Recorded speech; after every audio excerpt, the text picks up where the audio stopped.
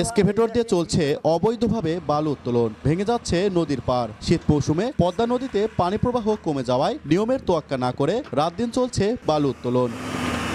পাবনা সদরের ভাড়ারা ও দোগাছি ইউনিয়নের পদ্মা নদীর অন্তত 30টি পয়েন্টে এভাবে প্রকাশ্যে উত্তোলন করা হচ্ছে লাখ লাখ ঘনফুট বালু। স্থানীয়দের অভিযোগ, ভাড়ারা ইউনিয়ন পরিষদের চেয়ারম্যান সুলতান মাহমুদের সঙ্গে হাত মিলিয়ে ইউপি সদস্য খালেক হোসেন, স্থানীয় বিএনপি নেতা মোহাম্মদ সুজন, মাহমুদুর রশিদ রানা, প্রিন্স হোসেন ও মিলন খান নেতৃত্বে চলছে এমন অপরাধ। এছাড়া পাশের দোগাছি ইউনিয়নেও বালু উত্তোলন করছেন স্থানীয় পাপ্পি হোসেন, রবি মেম্বার ও রেজাউল। রোডে চলাচল করতে পারি না, আমরা যেন বাসায় ঘুমাবো ঠিক মতন, এটা ঘুমাইতে পারি না। খাবার জিনিস, কাপড় চোপড়, ঘর বাড়ি ওটা তো আমরা সাইরে ঝাড় দিয়ে দিয়েও তো সারতে পারি না। কিন্তু প্রভাবশালীদের সাথে আমরা পেরে উঠতেছি না এবং কি আমরা ভয়ে তার সামনেও যেতে পারি না।